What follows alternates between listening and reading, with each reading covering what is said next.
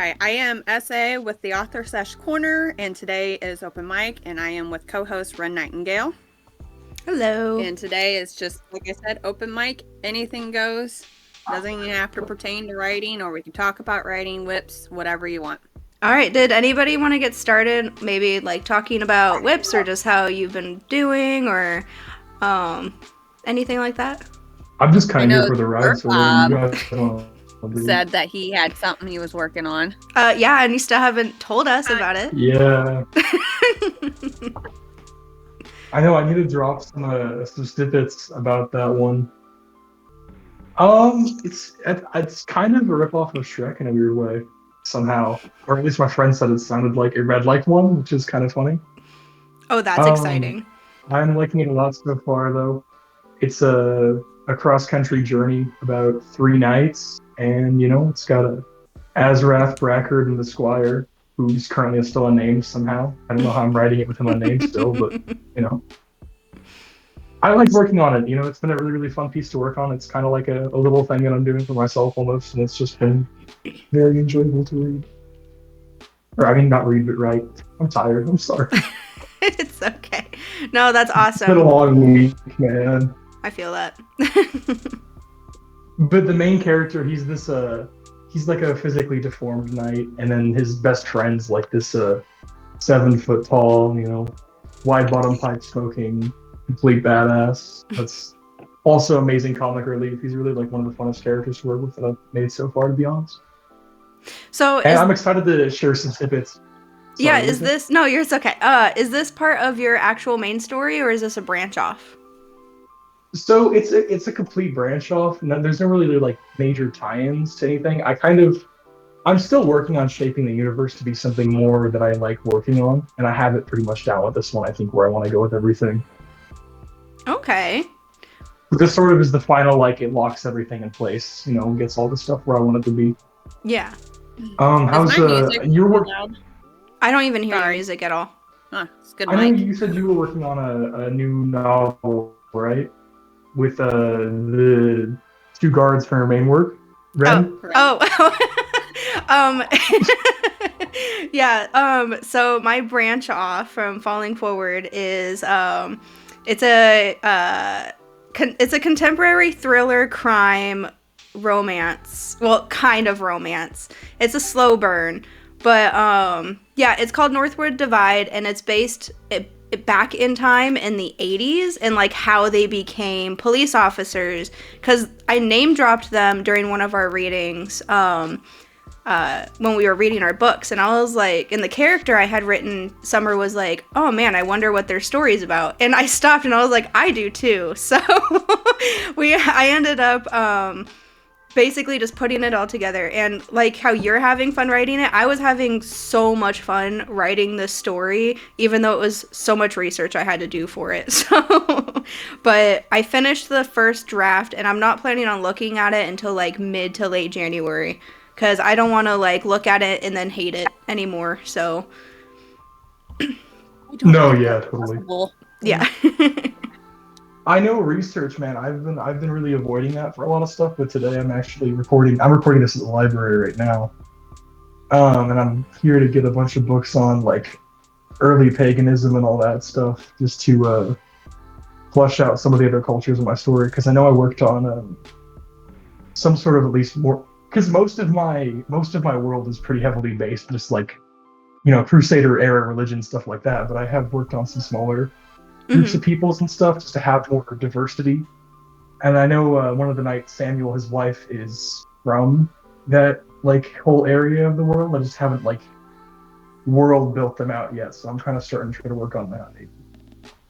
Okay. So I think that'll be good.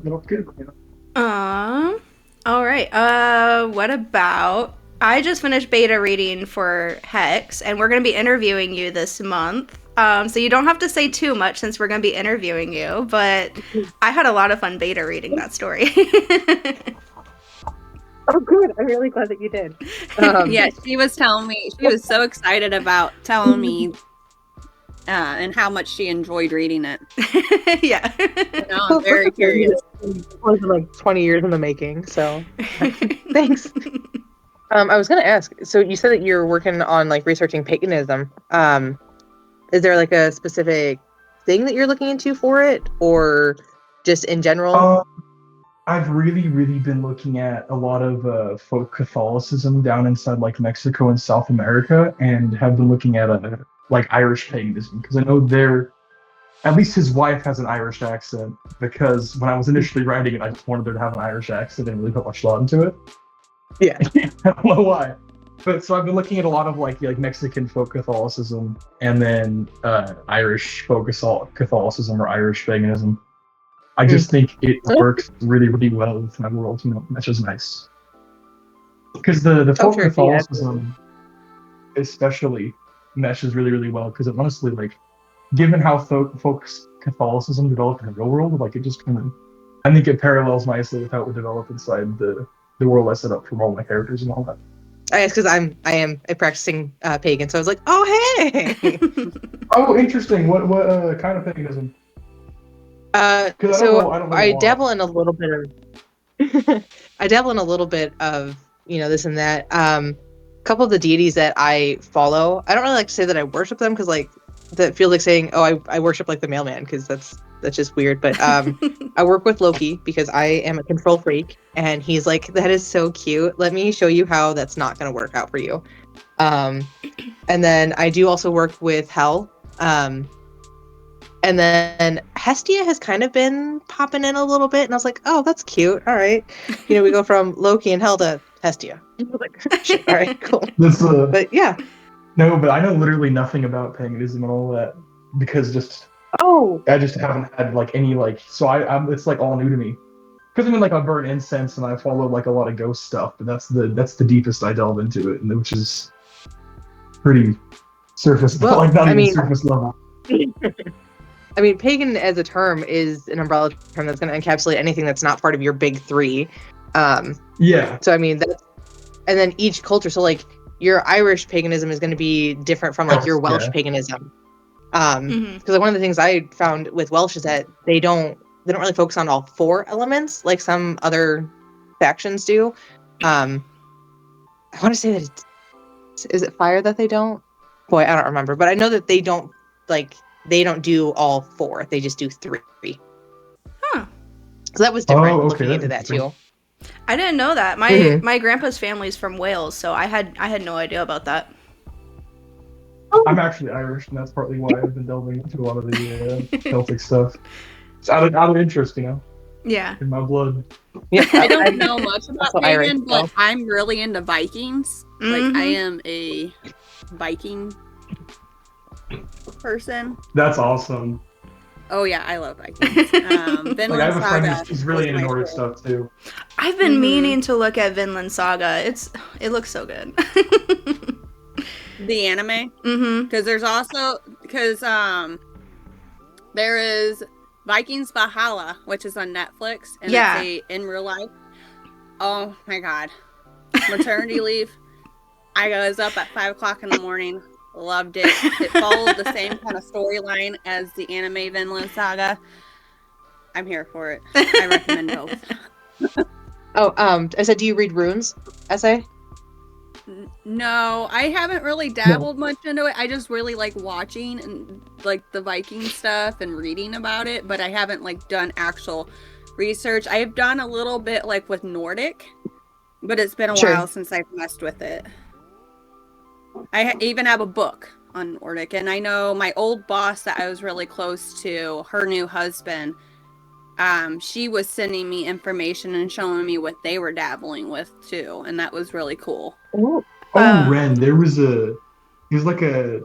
like Valhalla Tea Company or something, but they're like based in Washington, have like a bunch of like locally grown like mythology and like local figure like themed teas. Really? Really, really cool company. Yeah, they're great. I'll have to take a look at that. It's like $4 for a big pack of tea. Oh, yeah, I'll definitely have to look at that. There's a place in Tacoma that has, I'm going to have to say it's actually very disappointing. Oh, I've been there. I love that No. No, the Valhalla Cafe or whatever it is, I actually don't like their coffee. I have never tried there. I was thought there was a little Chinese tea shop, and I thought that's what you were talking about for a minute. No, which Chinese tea shop are you talking about? I have no idea. It's been years Okay. since I've been there. Like, That's okay. I don't. I need to get out of the house more, honestly. Go to some fun places. Serenity, you want to talk a little bit about your stories or work in progresses since you've been hanging out for a minute? Well, you guys, so what does everybody mostly write in this group? I write romantasy.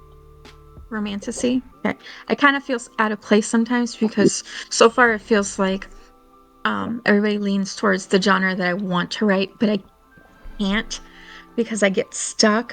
That's how I but, like, feel because I really want to write psych thrillers and I can't. I love reading them, but I can't write them. like I start and then after like 3 chapters, I'm like, all right, now what? So what genre are you trying to get pretty- into? Romantasy, there's like supernatural type. I've got like so many stories in my head. It's like shifters and witches and all that, type of stuff, mermaids, all that. I've got them also, like my Google Docs is ridiculous. But like I said, I can never finish them. So right now I'm really I'm doing like spicy cowboy romance. Ooh, So I that's love basically them. my main genre right now. Eventually I'm hoping to branch out. But I like reading everything you guys are writing, and it's fun to see your little ideas and snippets and stuff. Very cool. I like cowboy romances. I don't think that I can write okay, so I did write contemporary one time, but I kept feeling like the need to put secret powers into them, and I'm like, no, wait, that's not what happened here. I can't I just be like, oh no, they just evaporated. Oh no. That's funny. You can't stab someone. You can't do that here. That's I mean, funny. you can, but you go to jail when you do that. There's Exactly, actually consequences. Yeah, exactly. Also, I apologize if you hear my dog in the background. He's being the world's biggest menace right now. You're okay. It's like, he's like, you're doing Nothing something. like- Let me just your grill. Elizabeth, you want to talk about your writing? Sure. So, y'all know right now I'm in the Stuff Your Kindle thing. And I have Shadow and Jewel, which is right now, it's a bestseller ebooks, which is beyond insane to me. It's #1 in Friends to Lovers. It's bestseller on Romantasy ebooks. And it is climbing the ranks in book fiction, which is like, my gosh, that is so surreal to me. But it is the first book in a duology. It is a completed duology. Shadow and Jewel follows the journey of a stolen heir and the bounty hunter who is sent to save her, which I think that we all know that at this point. Then Broken and Bound picks up with the rebellion. So there's a rebellion brewing, and Serenity's reading it right now, so I'm not gonna spoil anything about it. But It's really good. yeah, it picks up at the cliffhanger. So their story, Layla and Avery's story, is concluded in Broken and Bound. And the one I'm writing right now is called The Secrets of the Bone Dagger, which has been sprinkled in throughout the first one and the second one. Little hints and Easter eggs. And I'm telling you, it's my favorite so far. I am 100% obsessed with the couple, their journey, their chemistry. I absolutely am in love with them. And I cannot wait to share it. And I'm also really excited about it because one of my very dear friends drew my cover art. And so it's like this special little shout out to them. And then I had another very good friend who named one of my dragons because we dive deep into the dragon lore in this one. And so because she was one of my first real supporters, I was like, hey, do you want to name a dragon? So he got to name a dragon. And it's cool to be able to include the people who made it special into the book in these little ways. Mm-hmm. So I'm really excited about that. And because I am a plotter. Oh, go ahead. The part I messaged you about last night, I'm like 3 chapters after that, and I still am. Have you Ugh. forgiven me? Like, it's really good, but Yeah. man, Listen, it's a good book, guys. I definitely I read it. Pick it up. I'm not I sure need to I've read it. forgiven myself. Yeah, it's free right now. If you want to download it, it is free today and tomorrow, and then you can own it and you can read it whenever you want. But the sale ends tomorrow. Yeah, so since I'm a plotter, I have plotted an entire timeline that's coming up. So after Bone Dagger, I have a prequel story that I do believe Serenity will especially love because she hasn't forgiven me yet. So there'll be a I know now. prequel. I know the direction you're going. Yeah. Yeah. And there will be think another standalone and then a novella. And that should close out the world, I believe. So Now exciting. I'm really excited for the prequel. She's like, maybe I'll forgive you. Maybe. So Awesome. but yeah, so I'm excited for the whole world to come together. And then, as much as I love this, I'm also really excited for my next project to come because it's one that I thought of before I began Shadow and Jewel. So it's just going to be a fun time, hopefully. Or I'm going to completely stress myself out and have a heart attack at a very early age.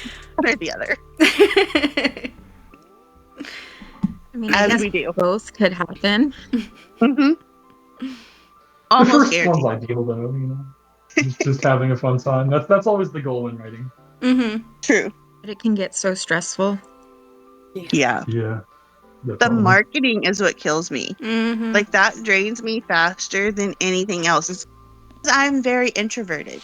And so going up to people and be like, hey, you want to read my book? Like that is just so come into my super special world that I decide to share with everybody and then criticize it. Like that's hard.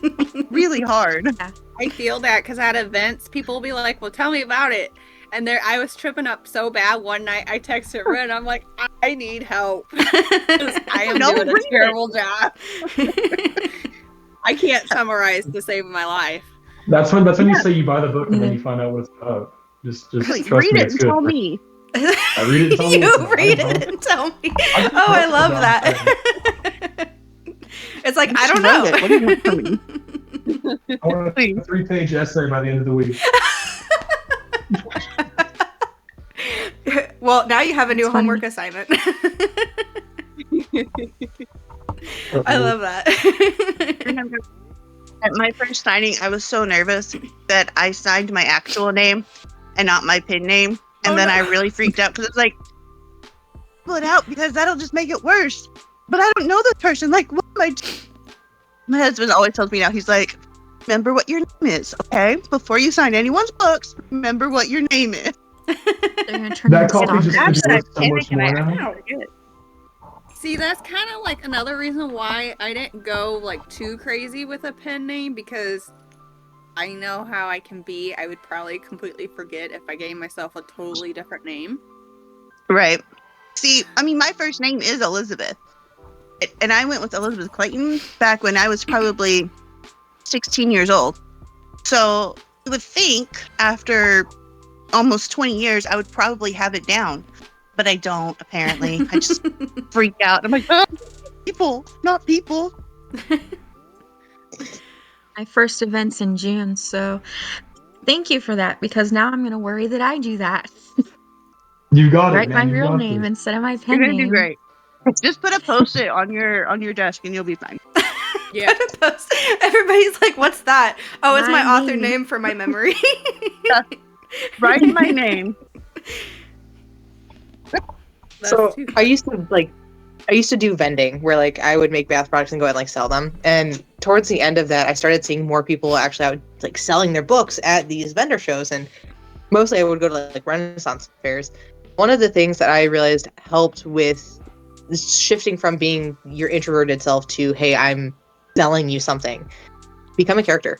Make like almost kind of like wear a mask when you're out there doing it. 'Cause I'm kind of the same way. I'm like, listen, this is my normal apparel. And then I go out to these Right. vendor shows where I'm dressed as a fairy, and like we're talking the ears and the wings and brightly colored, and I'm like, this is not normal for me, but this is my character, and I can talk to you in a way that regular everyday Nicole would not talk to you. So Exactly. yeah, I That's what- guess I would be like, my suggestion is be a character. Yeah. Mm-hmm. My sister came to one of my signings and she's like, "What are you doing?" She's like, "I've never seen you in the whole Elizabeth Clayton persona." I'm out on it right now. Like, I'm using this as a survival method. Go. Yeah. Reminds me. It is weird, isn't it? Like, it's a weird feeling where like you're so accustomed to being in that persona where like, oh, I'm dealing with strangers, and then someone who knows you comes up, you're like, I can't have you here because you're breaking Yeah. my fourth wall and you You to can't leave. be here. I need Yeah. you to leave. Yeah. To leave. I'm like, I love you. I Call love you the later. support. Just go, please. Yeah. Right. Like, there's the door. Can you be supportive out of sight? Well, Yeah. to do that as a TikTok thing because I'm shy with like social media. So one of the authors in my Facebook group was like, "This is what I do. It works great for me," and I'm like, "Oh well, I don't know how to like differentiate." So I'm just an awkward person in my real life and my author life Yeah. so I far. thought it worked so well because it's genuine too. Yeah, like there's a lot of really great authors that are like that when giving interviews, and it makes them even more entertaining to like listen to and talk to and hold a conversation with. Mm-hmm. Yeah, and you're Yes. relatable. What's important is that when you're genuine, you're relatable. And that's what people want. I don't know if I could be genuine, to be honest, because I worked in like food industry for about 8 years and was a manager for 5 of them. And so I just like, I feel like the moment I do my first signing, I'm going to bring out that customer service persona, which is Yeah. too nice of a person, to be honest. Yeah. Okay, but because that's my problem. That right there is my problem. I worked way too much for the public. And so now Mhm. I'm just like, oh, just, I should eat them. So yeah, I get that. Also, how I ended up in a lot of bad deals book-wise since I got on here, by the way. Mhm. Don't I always was be there nice to for people. the first part of those, and I just felt so bad for you, man. That was horrible. Yeah. Yeah. But now you're number one in a couple of different categories, or best-selling in a couple of different categories. So like that is It's crazy. coal into diamonds, man. Turn Yeah. out of the yeah. It's just awesome. But yeah, you were there in the beginning. This is right. I know when I first published Fool's Haven, I was number 1 in the low fantasy. And then I got down to 13, but it's been like a battle. Like up, down, up, down, up, down. Yeah. I was saying, like, I've never even stated double digits for more than a couple hours. And now we've been at number 1 for like 3 days now. Yay. I'm like, well, maybe their system is That's broken. awesome. Something has to be broken. Not broken. It's crazy. Has anyone done a PR box when they are sitting out for beta readers? Or whatever readers? Was I supposed to do that? Ren, do you need a PR box? No, I'm just curious.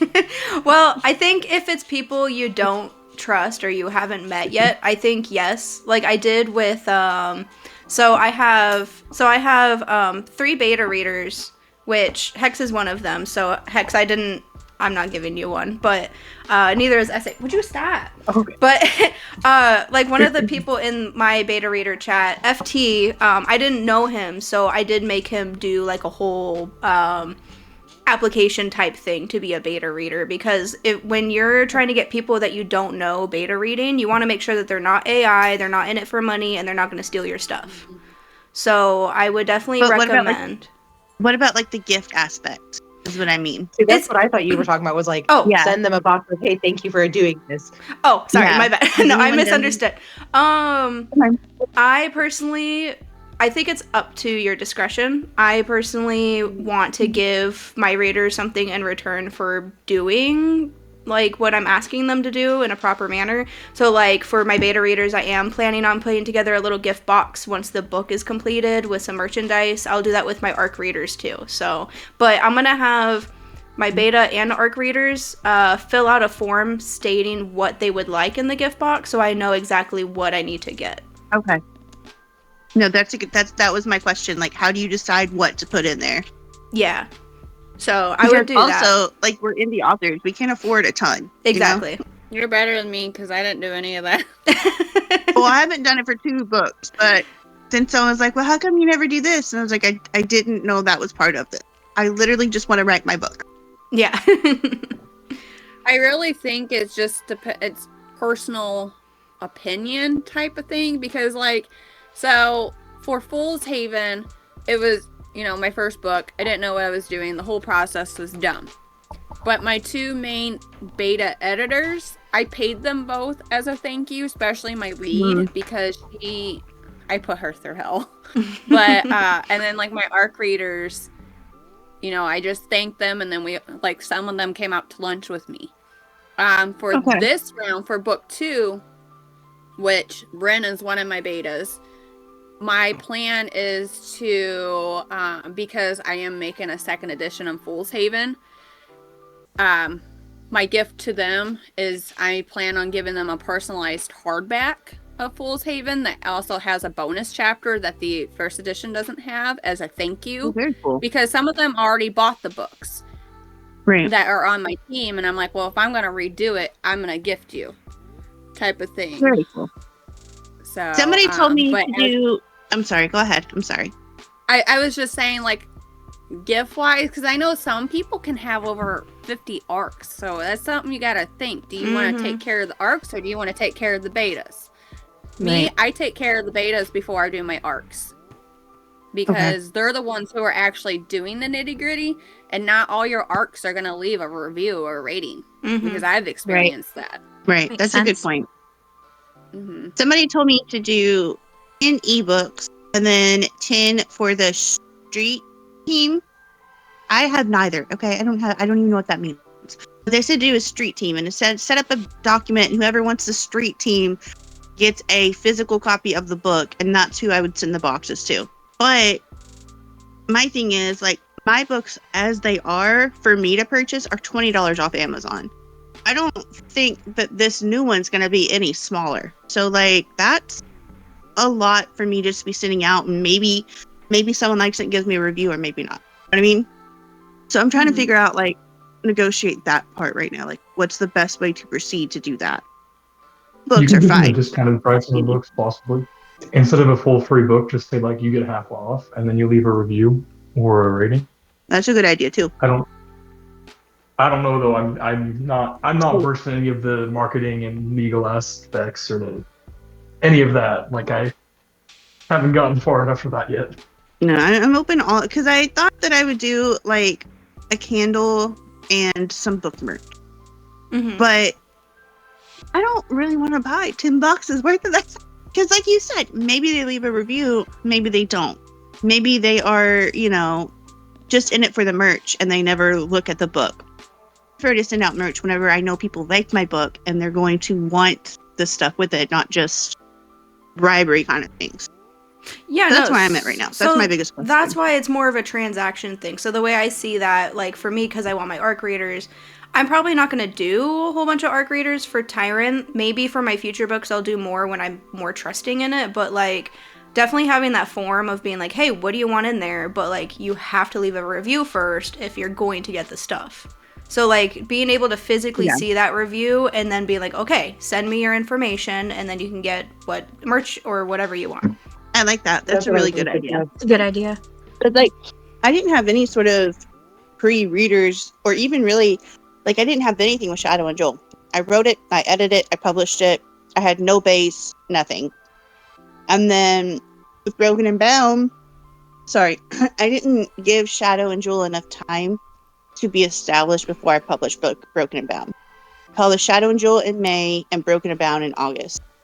So Broken and Bound has been completely overshadowed by Shadow and Joel finally getting a little bit of recognition, you know? So I do kind of feel bad about that. But people read Shadow and Joel, it's left on a cliffhanger. So I'm like, well, they'll find Broken and Bound on their own then. But I don't want it to be the same with the new book. I want it to have its own room to breathe. You when know, my kids are back.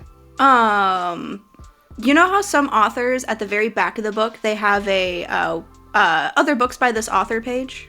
Yeah. Mhm. So that's something that I'm doing with my, I guess I could say 1.5 edition or second edition of Falling Forward. I did that because I said Tyrant's coming up. So like maybe for you guys, if you have more than one book and you have like the date that it's coming out or it's already out, then having that back page on the first book stating, hey, this is also the book or this is the second of the series or something like that. I That's wonder a good too idea, if too. I could. Yeah, I wonder if I could put like the first couple pages of Broken and Bound in Shadow and Jewel. Some people In do the that back, too. you know? Yeah, there's Some I people That would be Yeah. a good call, yeah. yeah, I would definitely recommend that. It could be like I know books where Cian the author Crawford. put like the first chapter. Yeah, Yeah. Cian Crawford and all of her books, well, theirs, since it's husband and wife writing them, they do like prologues or the first chapter in every of their books for a different series that they have written. Oh, a I different know just even series. I like personally, there's a lot that. of books that I would never have read if not for that. Yeah, that's a cool concept. I know the first time I saw that, I think I was reading a romance book, and they had the author had that because she was doing an extension of it on two different characters, but it was the same story. And I didn't even know that authors could do that, so that was like, oh my goodness, I could do that. Do any of you have special editions like with sprayed edges or anything like that? Yes. Yeah. How I do you love go working about on it. doing that? Working on it? Who are you It going was through? horrible. How are you doing I it? would 100% recommend not doing it yourself. I was Decided gonna do it myself to. because Iris, she told me the process of doing it. I'm also working on building up bookbinding, so that's something I'm gonna have to work with anyways because I'm gonna be starting a bookbinding side piece. Ooh. But yeah, I plan on doing that for my special editions for my people. So Ren, Okay. you didn't hear that. Oh no, I don't even know what you're talking about. Okay, good. So for mine, I got on Canva and I designed my desk cover. And then I had to go find a printer who the most affordable printer I could find was actually in Pennsylvania. And I'm in Kentucky. Oh. So that was a fun little conversation to have. And then I ordered all my books.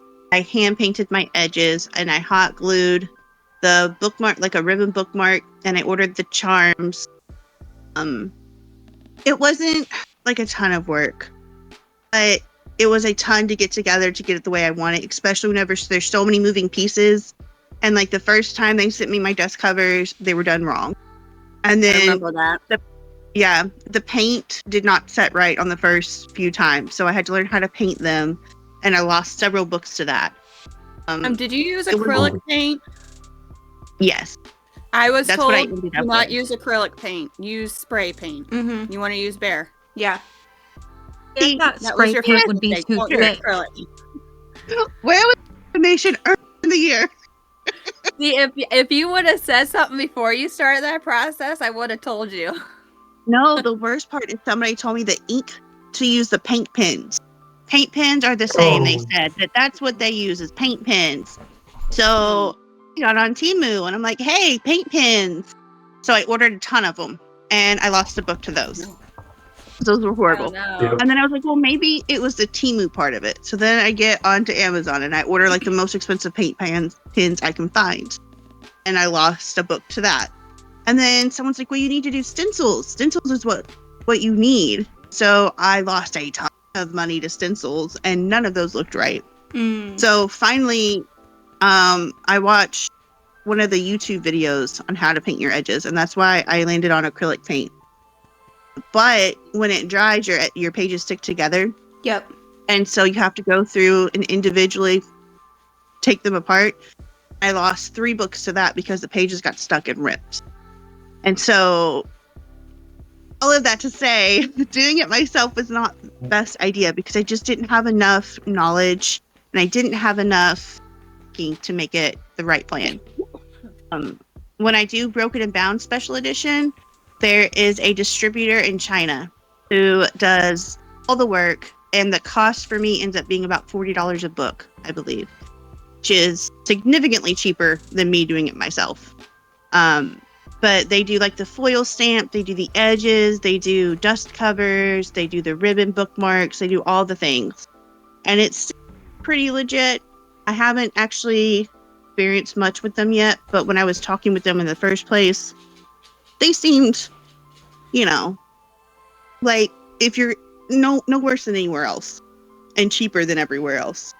So I think that if I do it again, I'll probably go through them. It's cheaper than Book Vault, because Book Vault's what I've been looking at. For me it was, but I will say I only wanted 10 copies. So I think that the more you do, the cheaper it is too. I was gonna have one special edition, just cost-wise. I decided yesterday, actually, that I want to have at least like one special edition at the book signing, and then like have a pre-order form. That way, people can see, oh, it's so pretty, I want one. And I just like pretty much print on demand and be like, oh, it's gonna take 5 weeks to get to you, but that's a fantastic idea. Yeah, that is a really good idea. So, it's a lot of money, man. Yeah. No. So, I ran it by my boyfriend last night, and I think that's pretty much what we're gonna do.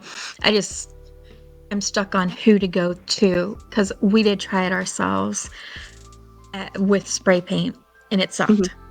Yeah, it only takes about once or twice to be like, man, I really screwed myself over here. Yeah. I didn't know doing it yourself was an option. I was just like, oh, all right, that's something that you have to go through like an actual publisher to have done. You guys are probably scratching it out, man. Shit. I saw people doing it on like YouTube and stuff like that. And I was like, that's really cool.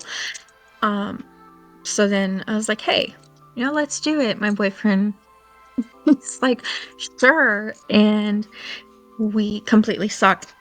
Oh no. Yeah. And I was like, I'm just gonna try to get it professionally done. And I've just been looking everywhere. Because like I said, everything's just so expensive. There was a video saw. Sorry, there's a video I saw. Are you guys using like actual spray paint cans? Because the video I saw was using airbrush. I was using airbrush. Oh, okay. Yeah, see, I even bought an airbrush. I brought 2 airbrush guns because one of them broke the first time. So. What kind of paint were you using in the airbrush? Yeah. What kind of paint was I using on the airbrush?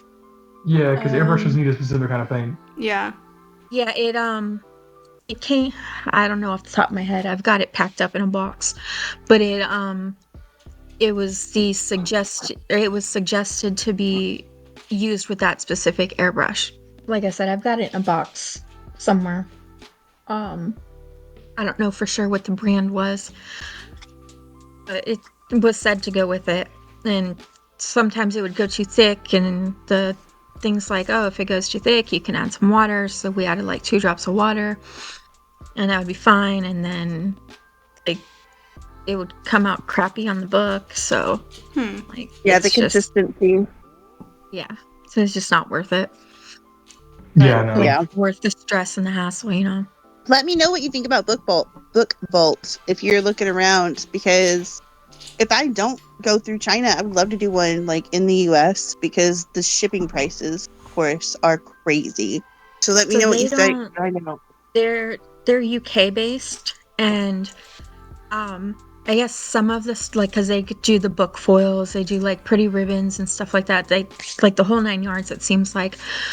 But of course, what I want done, the whole sprayed edges, they don't do here.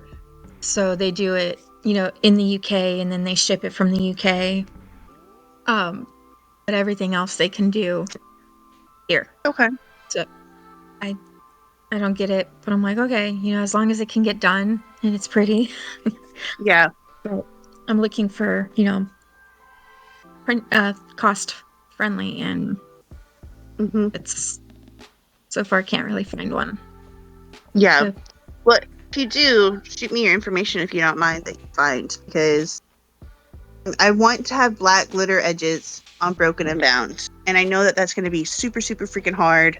I'm not even going to try it. I am not going to try it. But I do want to find somewhere that I can afford to try it. I just imagine dunking the book in a box of like black glitter. I was like, oh, it could happen at this point. YouTube is my greatest enemy because anytime I see something on there, I'm like, do that? And I can't. Don't have that false sense of audacity. False confidence. I call it the "how hard could it be" gene. Like 98% of my personality. That's why I'm even doing this. No, I learned a long time ago. You definitely have to do a lot of research before you just go and try it, because if you don't, then it definitely doesn't work out. That's Side miniature point, kind painting of. for me, man. My friend started sending me these videos about these people who could go out in the woods and find like mushrooms and twigs and make this entire house. And she's like, we could totally survive in the woods. And I'm like, oh, we could. It's my problem. I could do that, right? And that's when I realized I do have a problem. I absolutely could not do that. I can't walk in my backyard without tripping. But I'm going to build a house out of a mushroom. It depends on the mushroom, okay? Like, you can't just be using any kind. Try to avoid the ones that make your vision go all trippy, you know? Don't let Maybe it that's happen. how I do it, though. Maybe. Also, don't use morels. Those are too expensive and they taste too good. Get a couple of those trippy mushrooms. Guys, look what I did. They're like, yeah, that's a leaf. No, it's my See, look, just hold it over my head, stops all the rain, we're good to go. man. exactly Exactly what what your eyes happened. and up your head. Oh, sudden moves. Oh man, that is And funny that's you how my bring that up. special gifts came to be. That's funny how you bring that up though, because I have a scene in Tyrant. Hex, you're gonna get to it soon. Where my characters eat bad mushrooms. That's amazing. No, and it's really sad though, because Why I do I did. feel like this is Sage is doing? What was that? So why do I feel like that Sage is doing? Actually, it's not though.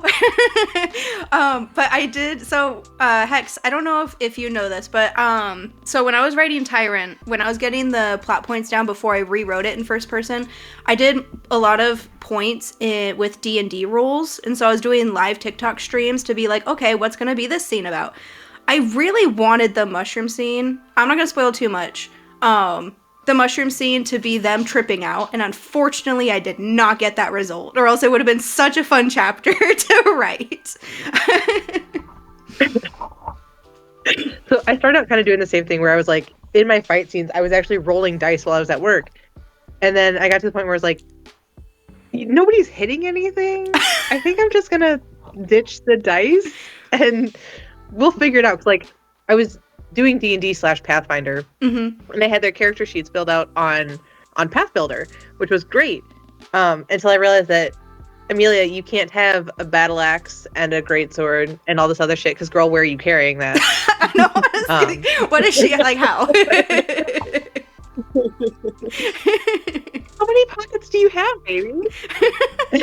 And then the other thing too is that I had to have people leveling them up, because I'm like, you're fighting a thing you have no business fighting, and now you guys are like level 12, and I'm like, stop. That's a lot. Stop. So I was kind of doing the same thing with the D&D role. No, it's so, I have to admit, I did not the whole entire time, never got a natural 20, and there was so many good scenes I would have loved to have if I did a natural 20, but when I got near the end of Tyrant, it was so bad that that I was hitting rolls between 1 through 10, and I'm like, my characters are gonna die. Like, I need to figure this out. I think you got more dirty than natural, didn't you? If I remember right. did. Yes. Yeah. I was hitting like Well, I mean, fours the cool and thing about fives. being the DM, cool thing about I'm being gonna the have to DM, Ren, jump off is that because you it's fudge your here roll. again. Whoa, one at a time, guys. I will talk to you guys later. Oh, Oh, bye. okay, bye. Bye. Okay, say that one more time, Hex. So the cool thing about being the DM, or the writer in this instance, is you can just fudge your rolls. Nobody else is gonna know. But the thing is that I Pretend pre-planned like you got the them, nat 20. and I pre-planned Oh. them, and then I would be like, okay, on this list, if we get this roll, this is the scenario that's gonna happen. But there was one point in the story where I was like, okay, no, this plot point is actually important, so I'm gonna have it roll to where it's going to be like this, but then it's also still going to be how I originally had it. So that's more near the end for that one. But I actually have to leave too. Have a nice week, everyone. Good luck with the rest of the episode. Thanks for joining. Thank you. Essay. Yeah. You're the only one that hasn't talked about your books yet. I'm waiting for her to. Just a little bit, but we didn't like directly ask you, how's your writing going? Well, I'm currently not doing anything right now. Book 2 is with betas. Mm-hmm. Tomorrow I'm starting on edits for 2nd edition on Fool's Haven. Whoa. So my plan is for betas to be done probably the first week of February. And then my 2 editors will get it. And then my freelancer is available in April to help me out. So I'm on that. I did start book 3. But then I kind of went through a rough patch between November and December. I haven't really been writing or reading, but I have been reading fan fiction and writing fan fiction. I think I just needed a little something different because I wrote over 9 chapters over a course of a couple weeks, or like less than a month, if I remember right. Yeah. Oh, wow.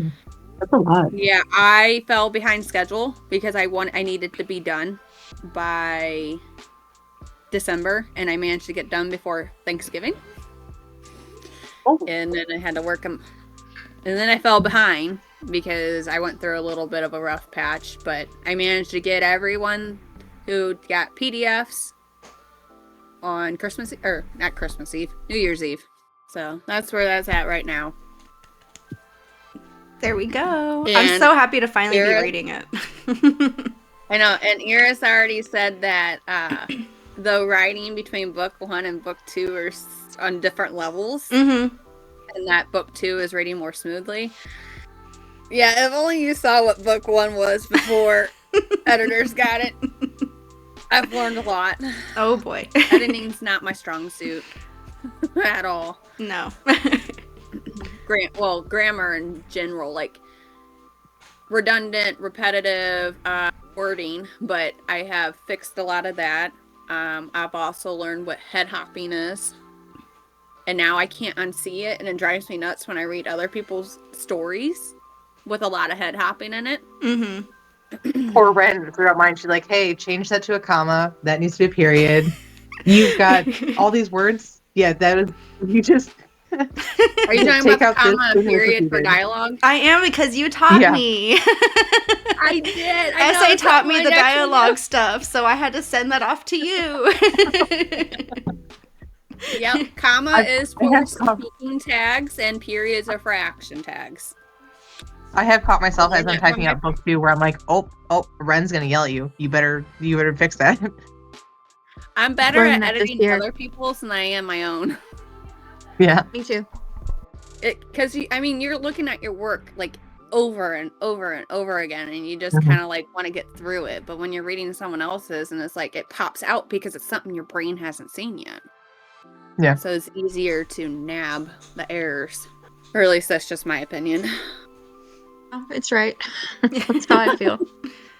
One day we'll all be like Anne Rice, where she just writes and edits her own stuff, and like supposedly, and I don't know how true it is, she would send her stuff off to her publisher, and she's like, "Don't touch it, print it as it is, because I've already done the work. Just leave it." So someday, right? Someday, Hopefully. Wow. and then someday we can host our own vampire ball, right, Alistair? He doesn't care. Oh. 0 fucks to give. That's such That a is a cute variation name. of my maiden name. What, Alistair? My maiden name's McAllister, Oh. and there's a couple different. McAllister, huh? So the guy who runs my my Dungeons and Dragons group, his last name is also McAllister. How is it spelled? McAlli. See, mine's M little c big C. But there is like a few different variations of McAllister. I am Scottish and Sweden. A little bit of Irish and German. Greg's just cuckoo for Cocoa Puffs. I don't know what he is. insane. That's what Greg is insane. Like, this man had a heart attack and a stroke earlier this year, and then like 3 weeks later he goes, "So session today, right, kids?" And I'm like, "Bruh, you just had a stroke. When you are gonna run a D&D like session?" He goes, "It's fine. I got this." He did. He's still So You know, my sister and brother-in-law, they do. Do you do D&Ds online? no, we're in person still because we all live in the same town.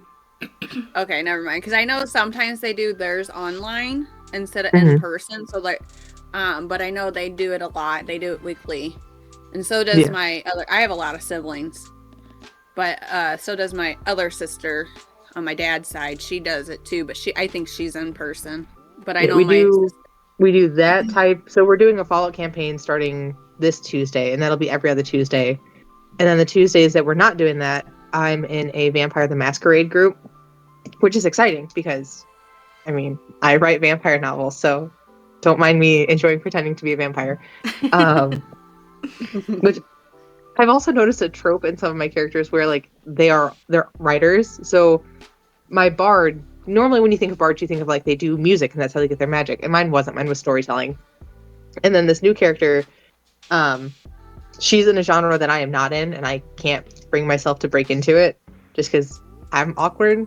But she's a gothic romance novelist, and I'm like, don't ask me to read anything that's romance because I'm just going to sit here and stutter through it and blush the entire time. So just don't. That's kind of how I felt last week when we were doing reading, and I just started busting up laughing in the middle of a scene. I forgot what it was, which part it was. Was it? I can't remember if it was during Brody or Sebastian's scene. Do you remember what I'm talking about, Ren?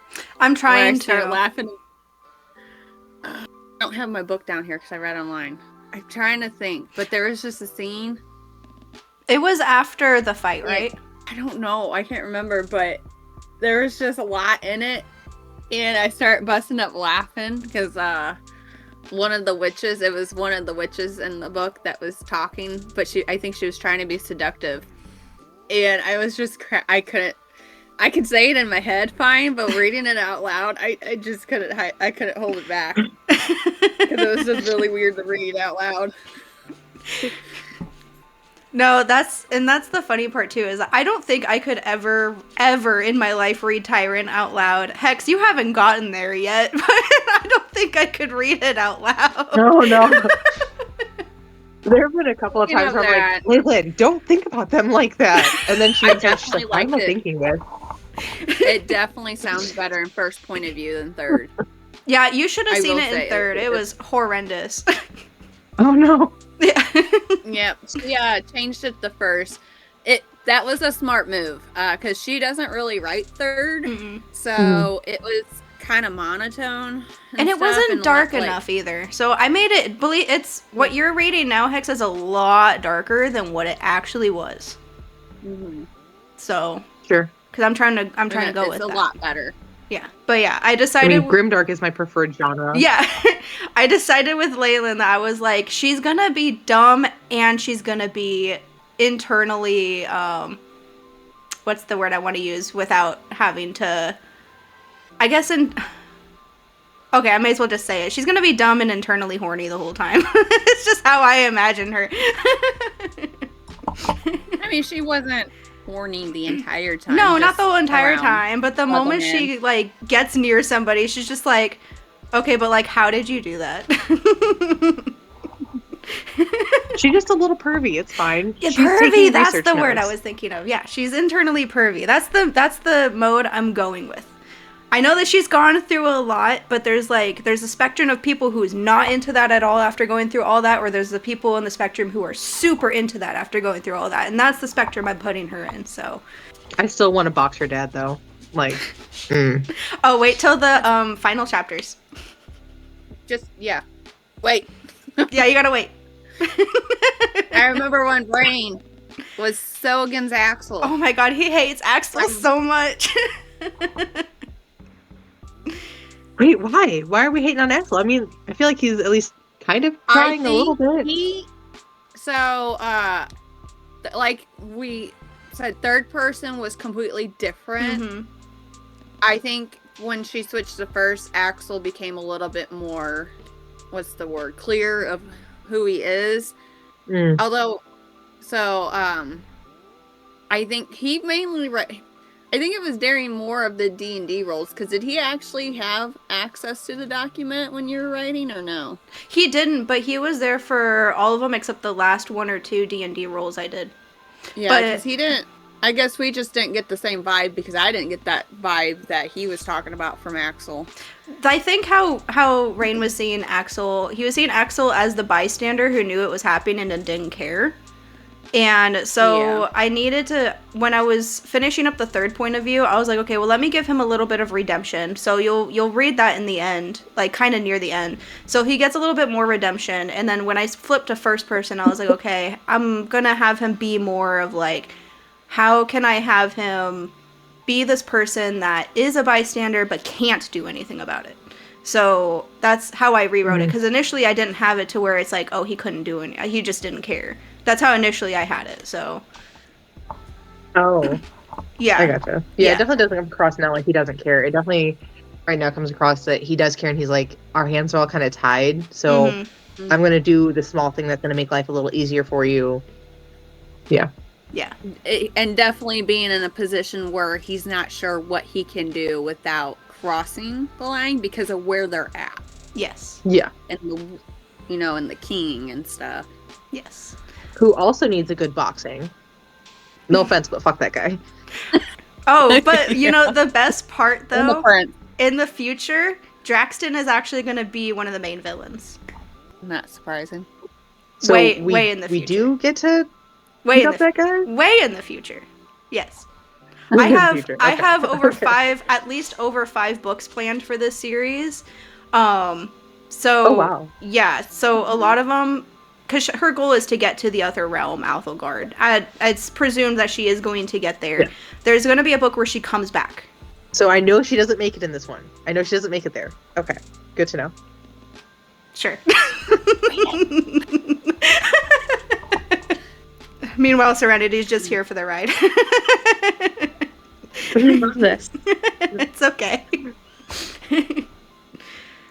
I think the series I'm working on right now, I think, is only going to be a duology for right now. Initially, I did plan for it to be a trilogy, but with where this one's currently at, I don't know that there's going to be enough to do a third book. I intend to stay in this universe, though, and branch out. So there's 2 more that are planned that are just out there in different parts of the world. One of them is called In the Spider's Web, which is very D&D-esque. I mean, obviously the main villain's a lich, so like, how much more D&D can you get? I guess you could do the Holder, but it's, you know. And then the other one is Of Stars and Shadows, which is going to be like a piratey nautical one. Ooh. And in that one, like I don't know how I'm going to do it, because I feel like that's going to be a skill that I don't have yet as far as writing goes, where I want to allude to one of the characters being the personification of death. Like, if in like my books, Maeve is the goddess of death, the gentle mother who welcomes you home. This is the person who takes you to her, sort of thing. Like, they're the one that comes to collect, delivers you to wherever it is that you're going to go. Kind of like a reaper. And That's what I was gonna say. kind of. I can't use Reaper because that's already a thing in the book. But yeah, kind of along those lines, where this captain ends up taking a ship, and this person is one of her prizes, and she sees this jacket and she really likes it, so she takes it. And all throughout the book, he's very cryptic about like who he is, because he won't give her his name. And at the end, she's in a prison cell because she has been caught and she's sentenced to die for piracy. And he takes his coat back and he says something along the lines of like, you know, I've brought you to this precipice for your next journey, and this entire time she's been traveling with death. So I don't know that I have the technical skills for that just yet. Sorry, currently one-handed. I'm charging my phone as well, and apparently also finding that was my drawing. Never mind. Okay, you said courier. That gives me Skyrim vibes about walking into like Whiterun, and suddenly there's the courier. Yeah. Like, oh, hey, you have a letter for me? Hey, which one of my containers died? Darn it. If that's one thing you'll learn about me is that I can come up with ideas on the fly. Yeah. That's then. So, like, do you plot out all of your stuff? Sometimes. And then they change.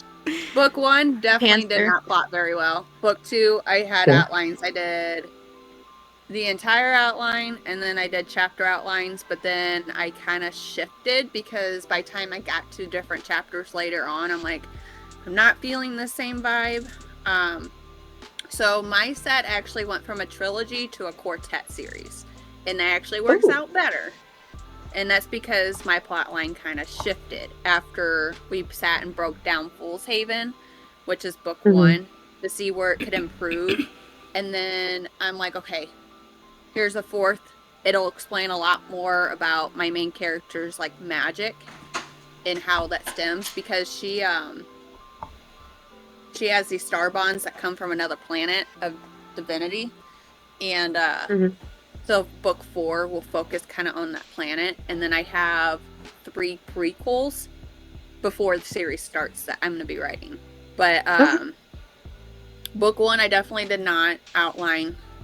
I outlined book 2 and book 3, and now I got to do another world building for book 4. So that I'm not looking forward to that. Are those all in the same universe? Yeah. Yeah. And How then did you after feel? that, I don't know what I'm doing. So between your first and second, well, I guess I don't know how that. We'll just ask it. It's fine. Sorry, my brain's like, I don't know how you're gonna word that question. So between books 1 and 2, did you find that keeping track of all of your world building stuff in book 2 was more difficult?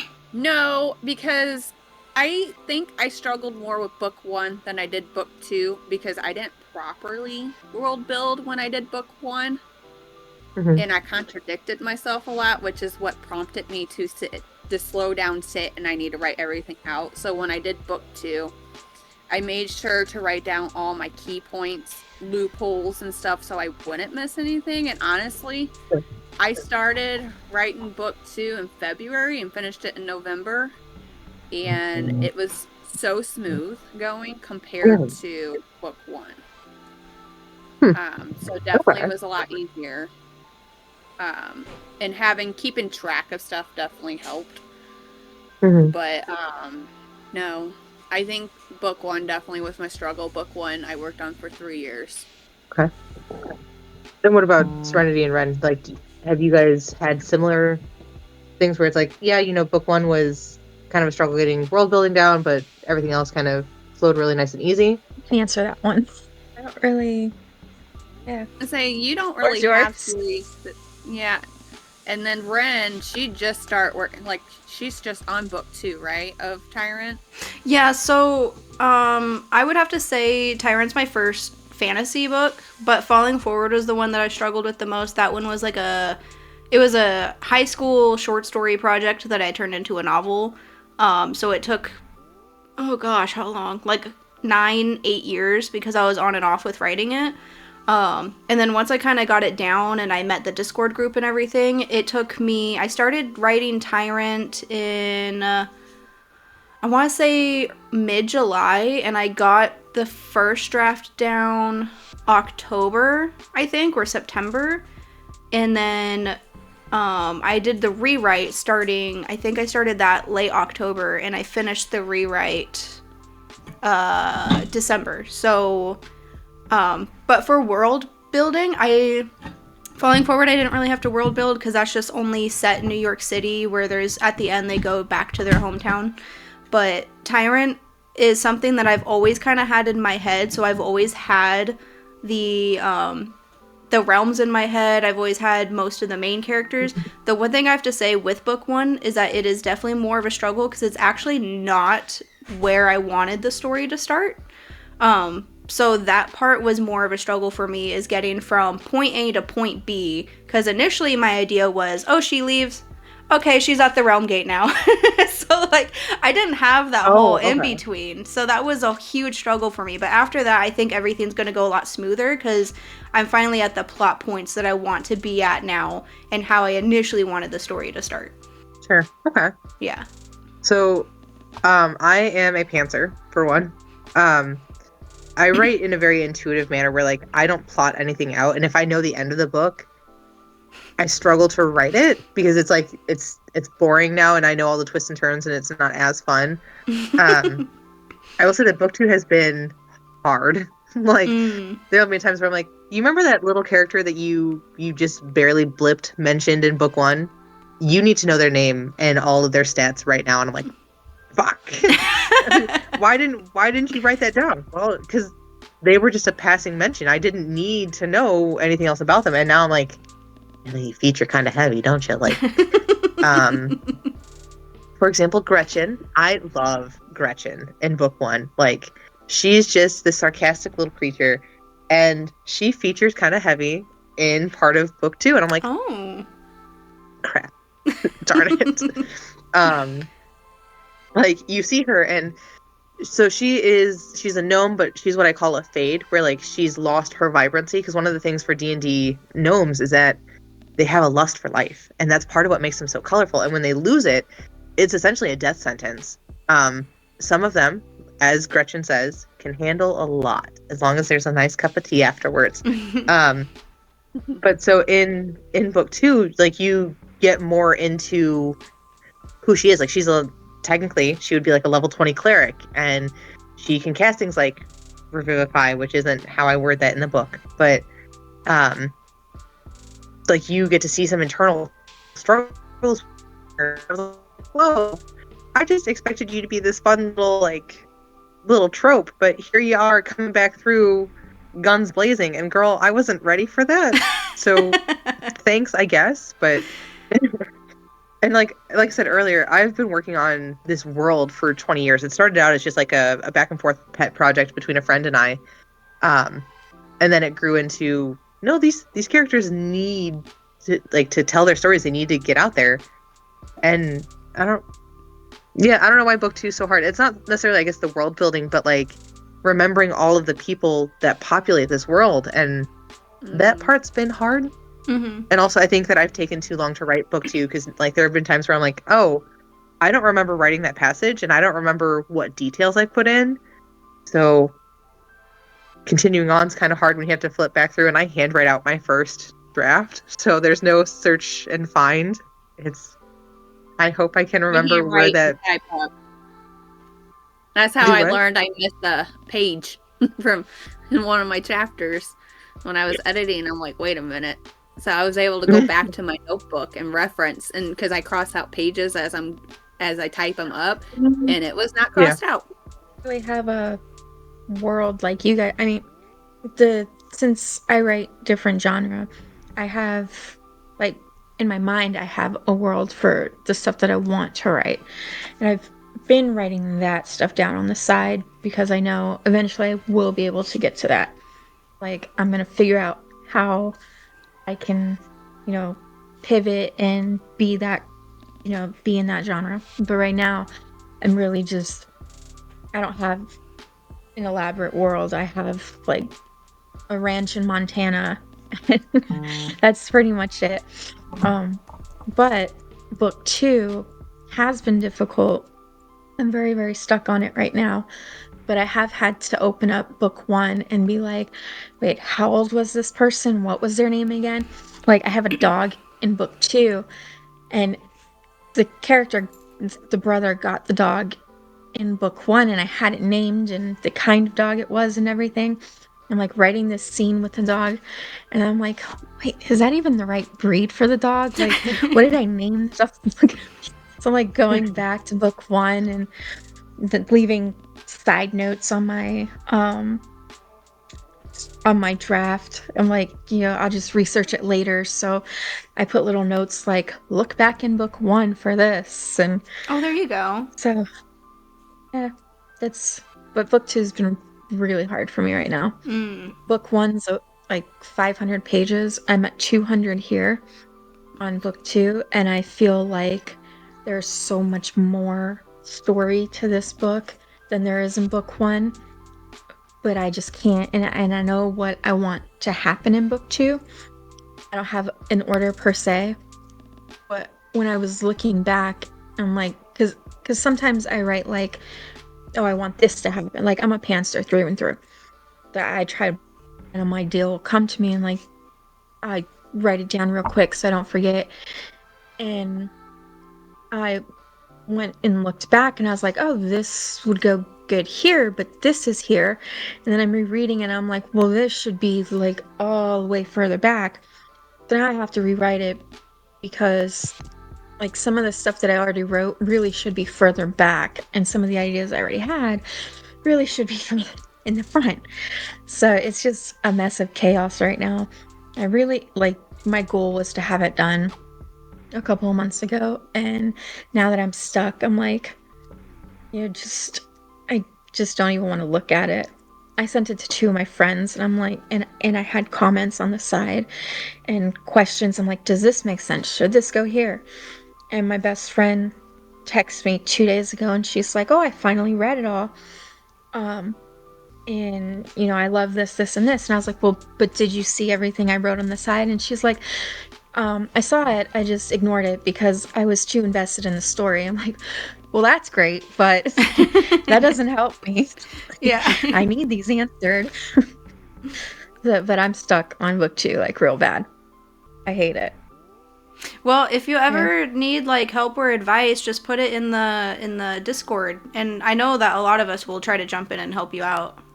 Yeah, I thought about it, but then like I'm like, well, I'm a completely different genre, so I don't know if it'll be weird for everybody, or if everybody's gonna be like, I don't know. Let me leave that one alone. So One of the big bits of advice that they give you when you're in this lifestyle is read widely and read outside of your genre. So, I mean, it's okay. Don't be afraid. We're not gonna sit here and judge you. See, that's the thing. I'm like, well, I know these people now, so like, are they gonna think it sucks and I shouldn't even be here? no. This is probably one of the best groups I ever had. You can always post in the ideas and feedback channel. I had to make sure, see what it is. I do agree, like, after sitting here pondering on it, a lot of us are more of the fantasy genre. But there are those who have wrote contemporary too, or, romance and stuff. So I'm sure we can all put our heads together and give you different ideas and feedback and advice without having that fantasy element. Because, I mean, if you think about it, romance is romance. Right. So this one, she's so it's a whole series. It's 7 siblings. 6 of them are guys, and then there's one poor sister that there's 6 boys. That's seriously, I had 5 brothers growing up, and I was the only girl in the house. So yeah, well, when Izzy gets her story, she's gonna, like, her brothers already, like, they think she has a boyfriend, and they're already like, who is it, blah blah, and it's not even her story, it's her brother's story, but in the background they're all hounding her about this guy that they think she's dating. But in this one, so the brother's name is Logan, and he, like, once upon a time, he met this girl, Lacey, when they were younger, like 20s, and they like hit it off really good, and they were, they both had feelings for each other, but they never had a chance to become a thing because something happened to Lacey, and she pretty much had to like leave in the middle of the night, and Logan never heard from her again. But she comes back to town, but now that she's back into town, she's got a boyfriend, and her boyfriend, Logan, is an MMA fighter, and so is Lacey's new boyfriend, and and pretty much Logan, saves Lacey, and they, like, she stays with him, and he helps her get better. and get back on her feet. And he's got this huge family, and the family like pretty much adopts her. The one brother gives her a job at his shop, and this sister becomes her best friend. And so that like a lot of the like it's a big family, and everybody pretty much adopts her. So I like that happened, that she's got the found family, because her family like sucked. They really, really sucked. But I'm stuck because the abusive boyfriend is, like in the background, but he's like stalking her, like, and he's, slashed her tires. He's vandalized where she works, and he's like doing all these things to her to like, to scare her. And Logan's here trying to tell her, I got you, I'm gonna protect you, blah blah. But I'm stuck because he's an MMA fighter as well, and he called Logan out, and he's like, I want our second match, because they went against each other once and Logan beat him. So right now he's like, I want our second match. So I'm like, but that's like 200 pages in, and I'm like, I feel like it should have been spread out more, that more should have happened between like Logan and Sam, and I should have more of like Logan training just for regular, not just to go against Sam. And there's just all this stuff that I feel like I should have done, and that this part should be further back so that the book is bigger without having all this fluff. And I don't know, my head is a mess thinking about it all. So I'm like really screwed up. So yeah. But I have like, the siblings are in there too. So I have like the beginning, like hints of some of the siblings and what, who their love interest not is going to be, but like a direction of, possibility. And each thing's like in book 1, the brother's Preston, and his the main female character is Olivia, and her best friend Cora, it like makes an appearance throughout book 1 and 2. But one of Preston's brother has a thing for her, and they kind of like, you can see that there's something between them. And at the end of Preston's book, one of my beta readers actually reached out to me, and she's like, they need a story, I need to know what happens between them, but I just can't figure out their story.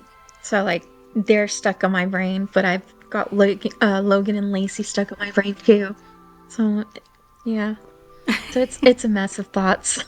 It's okay. And the one advice I can give right now, we got to wrap up pretty quick, but is I would just say just keep writing till you get to the end, and then when you go back and you're reading it, you can be like, oh, I can put information here, or I can add here. Just like get that rough draft down, because that's one thing that I struggled with too, was stopping halfway through my book because I felt like it wasn't enough. Just push yourself and keep going right now is what I can say for right now.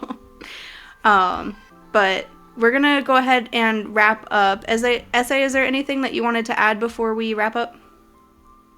No, not that I can think of. All right. Hex, I'm gonna ask you to stay, so don't leave yet after I wrap up, okay? Oh, okay. Okay. Oh man, am I having to talk to the teacher? Like, am I in trouble? No. No. Bye. Okay. So thank you everybody so much for watching. You can find us on YouTube and Spotify. We try to upload weekly on Sundays. We thank everybody for watching the open mic sesh, talking about our works in progress and published works. I will be putting all of our tags down below. Please leave a like, follow, share, and please follow us on TikTok with the Author Sesh Corner. We need to get to 100 followers in order to even start doing live streams on there. And I think that's it. So thank you everybody so much for coming and watching. Bye bye.